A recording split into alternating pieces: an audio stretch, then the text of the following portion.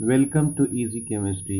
Dear student, NEET 2024 का हम preparation start कर रहे हैं और नीट 2024 की सीरीज़ स्टार्ट कर रहे हैं, स्टडी सीरीज़। इसके तहत हम जो है यहाँ पर कार्बन डाइऑक्साइड मॉलिक्यूल का लेविस डॉट और डैश फार्मूले की स्टडी करने वाले हैं। आमतौर पे नीट में ये एक क्वेश्चन पूछा जाता है कि कौन सा स्ट्रक्चर करेक्ट है। लेविस डॉट और डैश फार्मूला आपको दिया जाएगा।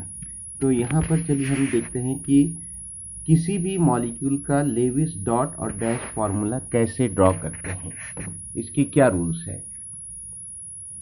How to write Lewis dot and Lewis dash formula. इसके रूल्स है, पहला रूल है calculate total number of electrons available in valence shell of all atoms in the molecule, और इसके लिए सिंबल रहेगा ए। आपको किसी भी मॉलिक्यूल में जितने भी एटम हैं उसमें कितने इलेक्ट्रॉन्स मौजूद है वैलेंस शेल में, ये कैलकुलेट करना है।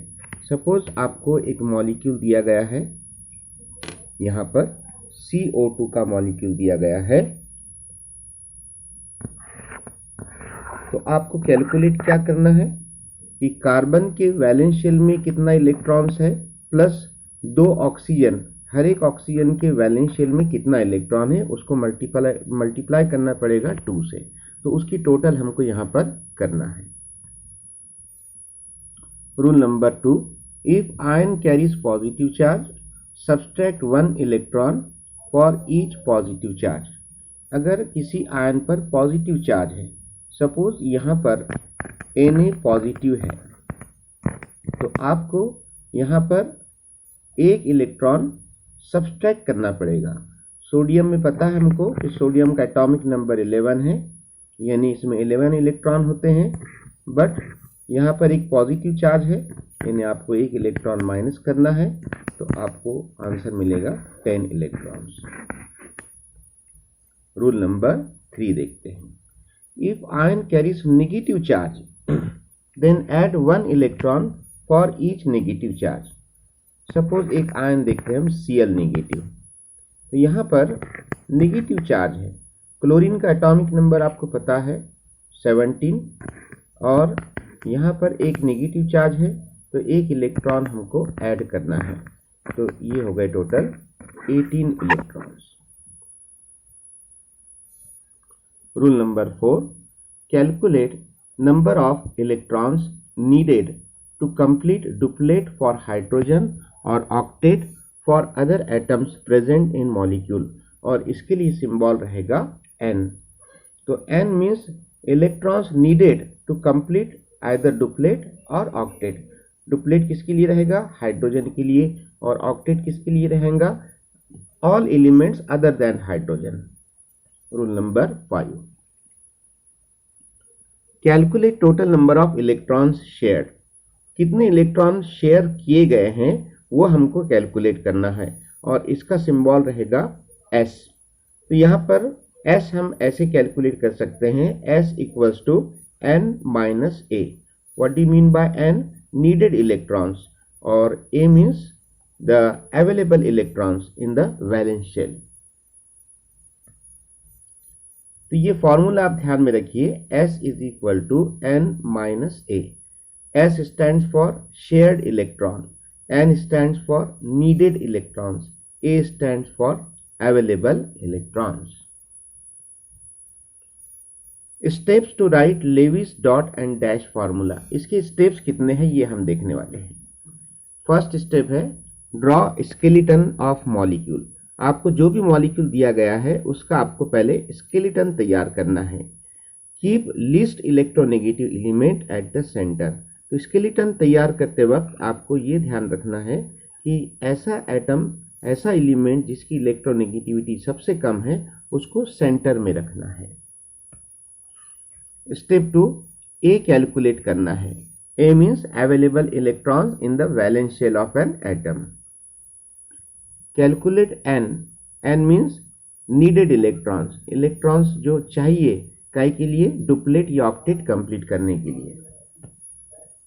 Step 4, calculate S by using the formula। S means shared electrons। कैसे कैलकुलेट करेंगे? S is equal to n minus A.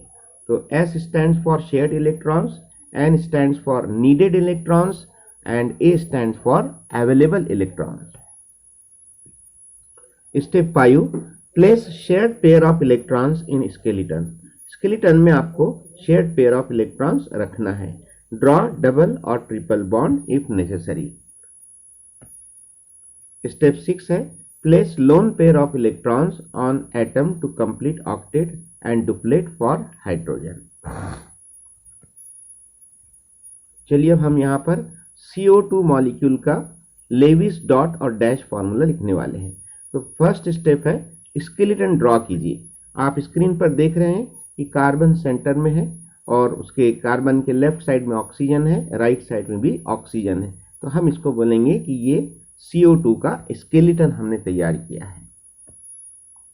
Step 2 में क्या करना है, हमको A कैलकुलेट करना है. What do mean by A? Available valence electrons which are present in the valence shell. तो सबसे पहले हम यहाँ पर देखिए A is equal to 1 into 4 for carbon. यहाँ पर 1 into 4 क्यों किया गया है? क्योंकि कार्बन कितना है, 1 है, और कार्बन के वैलेंस शेल में कितना इलेक्ट्रॉन होता है, 4 इलेक्ट्रॉन. तो 1 into 4 for carbon plus 2 into 6 for oxygen. यहाँ पर 2 इसलिए लिखा गया है क्योंकि यहाँ पर ऑक्सीजन कितने हैं आपको नजर आ रहे हैं, 2, इसलिए 2 लिखा है. Multiplied by 6.